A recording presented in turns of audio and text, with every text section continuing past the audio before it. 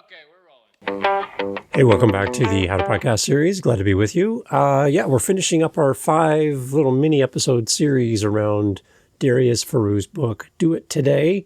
And this is the last of the 5. We've already covered perfectionism is fancy procrastination. We talked about that you allow your own distractions. We talked about the 2-minute rule for podcasters. No, not when you pick up food off the floor. No.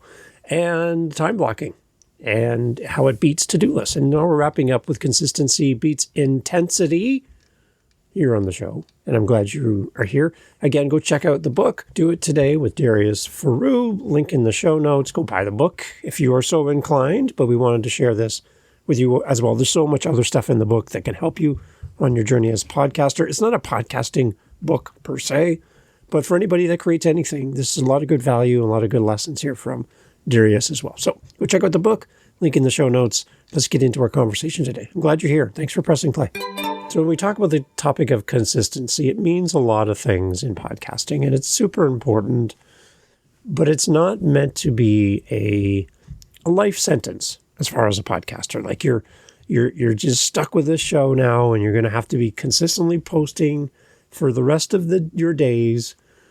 There's got to be a little bit of balance here, but there is a reward to showing up on a regular basis for your audience. It does matter. It does. I think it crushes intensity every time.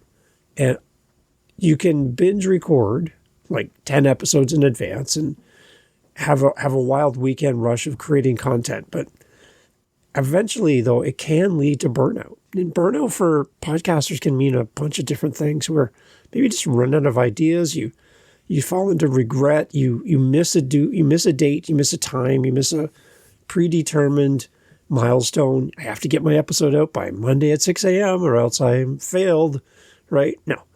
I think in this book, Darius really helps us to understand that all strength comes from tiny, like 1% daily improvements over time, not these big, huge, grandiose things that we try to put in front of us.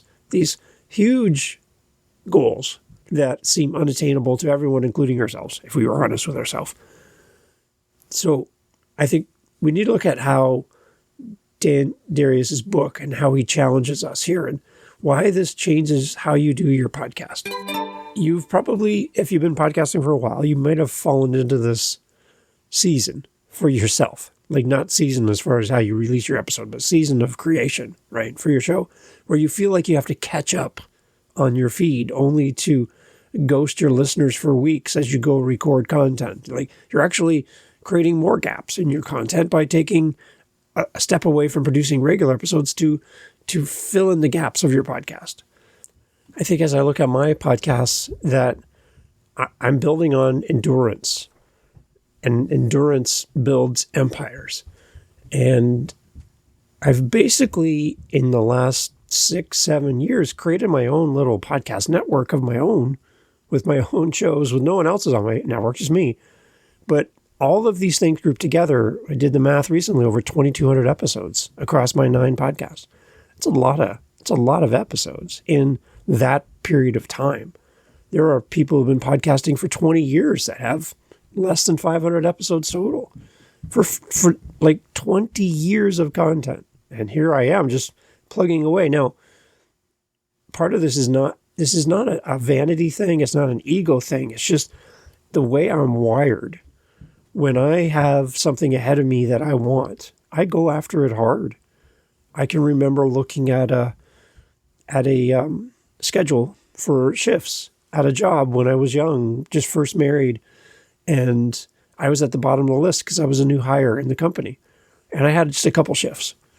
And I remember saying to myself, I can remember the hallway, the paper on the bulletin board, and my name at the bottom of the list, and like 2 shifts. And I was part-time, and I needed full-time. I had a new marriage. I had a new everything, a lot of expenses, and my wife was working full-time, and I was only part-time. And I was like, I gotta step up. I remember looking at the list and making a promise to myself that not only would I get to the top of the list as far as, because it was kind of ranked by the manager down to the lowest, newest person at the bottom of the list, I'm going to make my way up to that spot. That's my goal. And I'm just going to work to the point where my efforts and my attendance and my quality of my work and how I do my work will put me at the top of this list. I had a goal. And so I don't think that's arrogant. I think that's a self-fulfilling goal that I put in front of myself to make myself want it. And I didn't go around bragging to everybody, telling them that one day I will be their boss. None of that stuff. I didn't do any of that. But inside, I wasn't happy with myself until I made it to what I considered to be my goal. Not only did I get to the top of that list and become a manager in that same location, I then went on to be at the head office above the store, above the place, to the point where I was coming back to my old location. Not only did I get to the top of the list in the hallway, where I was at the top of that list within that location, I was then at the top of the list above a bunch of other locations on top of that. And it was interesting because people would look at me as I came through the door. They're like, "Oh, you come for your job back?" And I'm like, "Actually, no. I need to talk to you about something that happened here."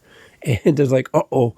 So yeah, I just had this goal. I have this drive for myself. And I actually heard Daniel Pink talk about this in an episode on Diary of a CEO with Stephen Bartlett about his drive. And I really resonate with this because I've had this in my brain, but I haven't heard people say it out loud. And I'm like, "Oh, that's me. That's me." Again, not to be arrogant, but just like, "Oh, wait, I think that's what I am."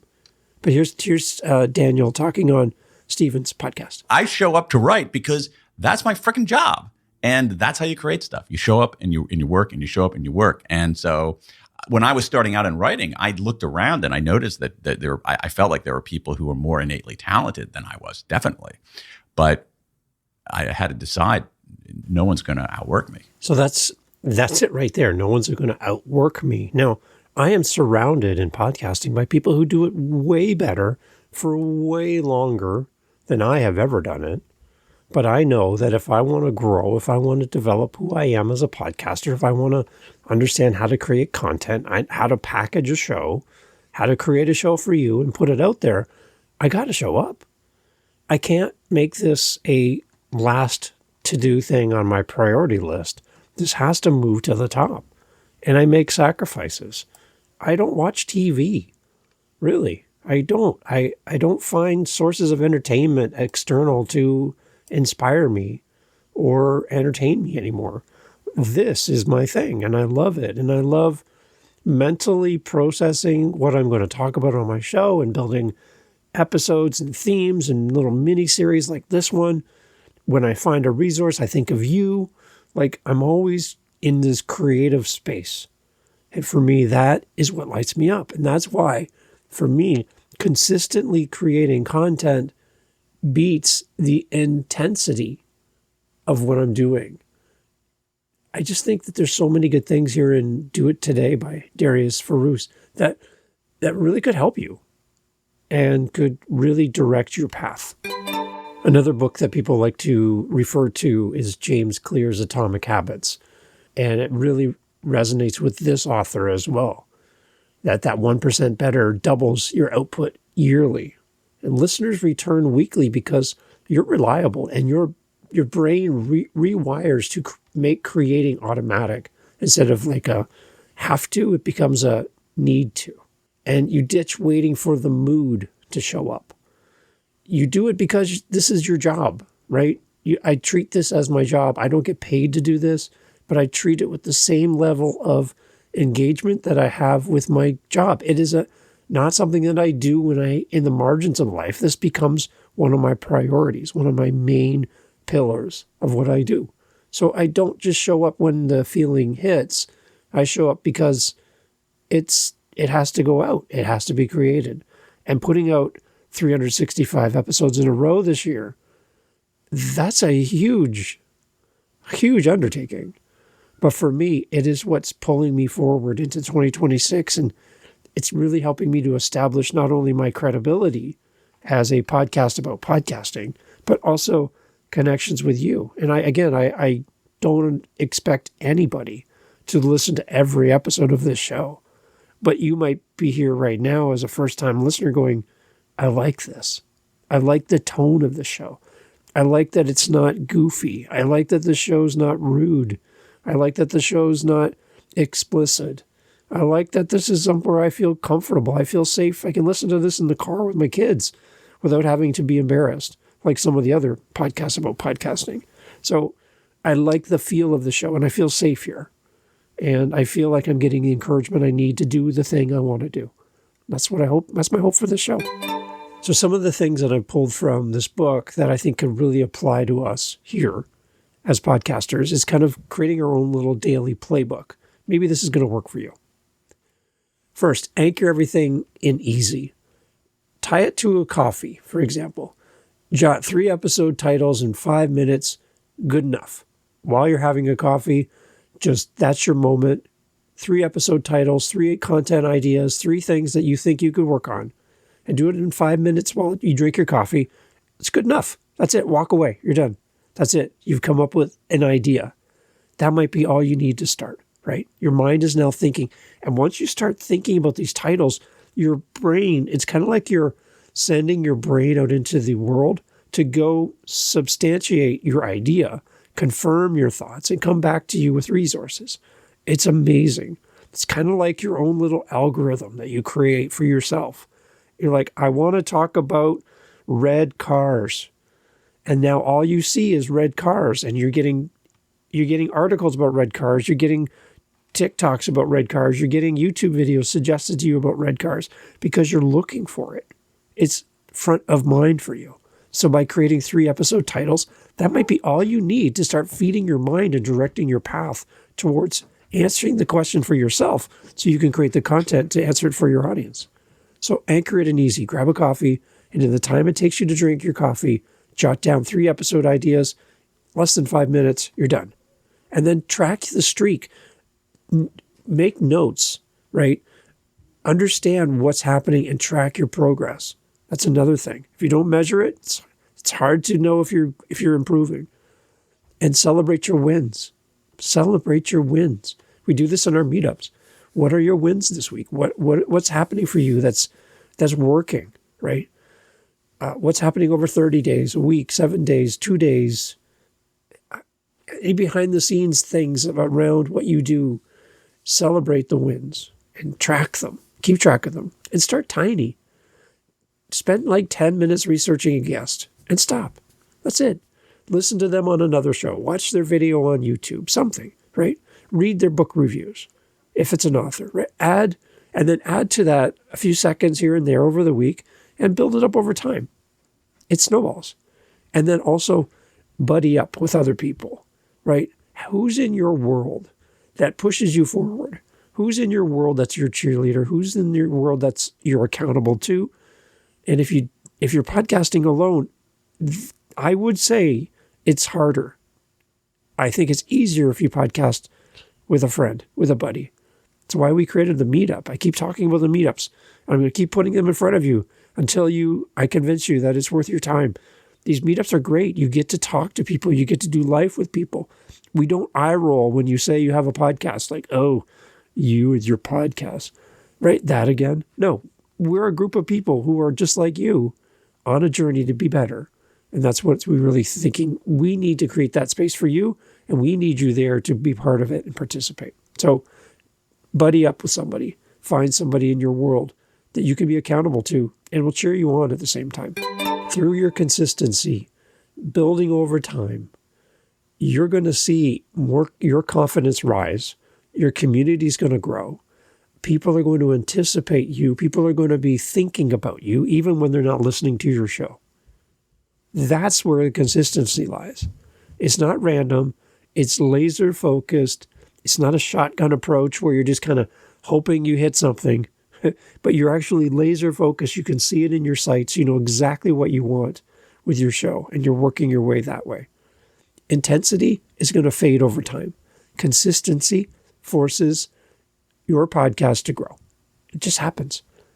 So what's your 1.1% today? What's that one little thing that you can do today? Hit record. Your listeners need you.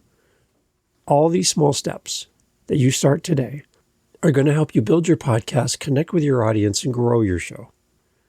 It starts with a consistency. So I love this book. I love that it's here in the world for us. And I encourage you to grab a link in the show notes. Go check it out. Go grab a copy. And again, there's way more than just what we've talked about in the last 5 episodes. But I did want to put this out there in front of you. It's a great book. I encourage you to grab it and share this with somebody else that you know may be struggling a little bit in their podcast journey, and they're looking for that help. So Do It Today by Darius Foroux. Link in the show notes. Thanks for being here. Take care.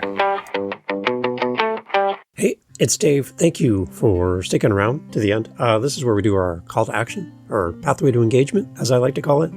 And here's what's interesting. I've been doing this podcast for years now, hosting meetups, helping podcasters, editing for people, doing a lot of the behind the scenes stuff. And when we have people who follow the show reach out to me and say, Dave, guess what? I'm like, what? They said, I just hired my first consultant. I'm going to go work with them and help me with my podcast. And I kind of go, wait a minute. You what? They're like, yeah, I found a podcast consultant and they're going to help me with my show. It's hard to pretend to be happy. Why? Because I want to work with you. Wait a minute. Dave, the guy, Dave, who's been doing the How to Podcast series and 8 other podcasts, and the guy that's been with you the whole time. And we've done meetups, we've done time together, we've spent time together, and you've hired somebody else. Now, maybe I'm not your person. That's okay. I'm totally fine with that, by the way. Keep coming back. I love having you here. But if you're like, well, I didn't hire you because you don't have anything like that, do you? And I do. And I have been for a long time. And I don't talk about it enough, apparently, because people are going to other people looking for things that Dave does. So, in the spirit of Dave, and in the spirit of making better connections with you, I do have personal coaching in podcasting. I have podcast community. I have all of the resources. I have all of the background, the history in podcasting, and the love for you as a fellow podcaster. If you're looking for a podcast coach, somebody who can walk with you, somebody who cares about you, someone who is your challenger, your cheerleader, and your coach. Because even though I've said on the show you can't be all three, I think I am. And I want to help you. So, howtopodcast.ca. Please, before you go searching anywhere else, come to where we started and where we met first, right here. I'd love to help you. Howtopodcast.ca. Come reach out to me. I want to talk to you. Thanks.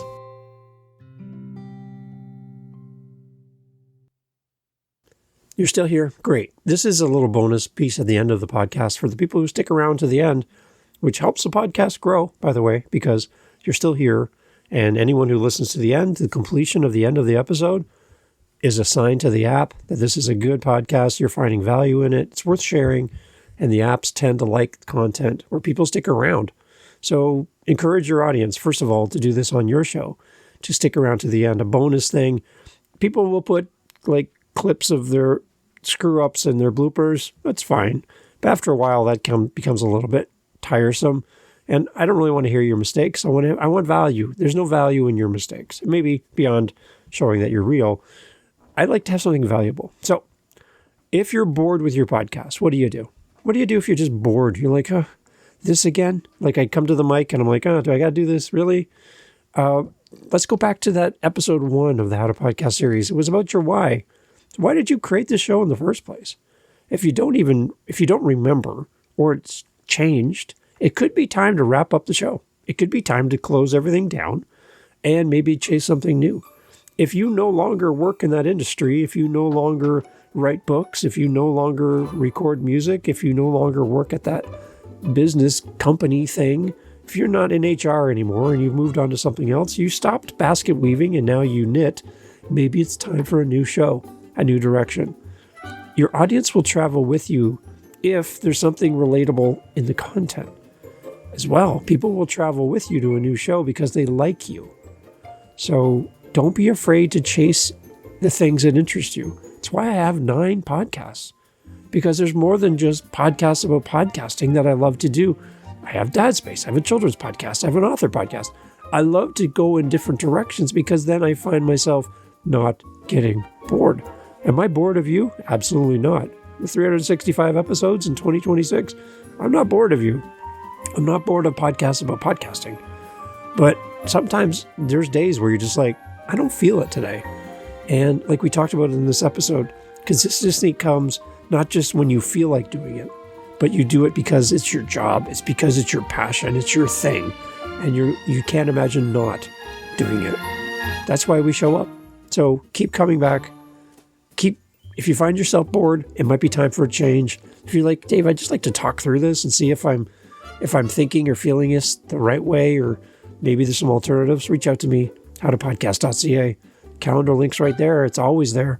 Love to have time with you. And I would take that link down if I didn't want to talk to you. So grab a spot anytime. Let's chat and talk about why you're getting bored with your show. Let's talk through it and see what we can come up with. Hope to talk soon. Take care.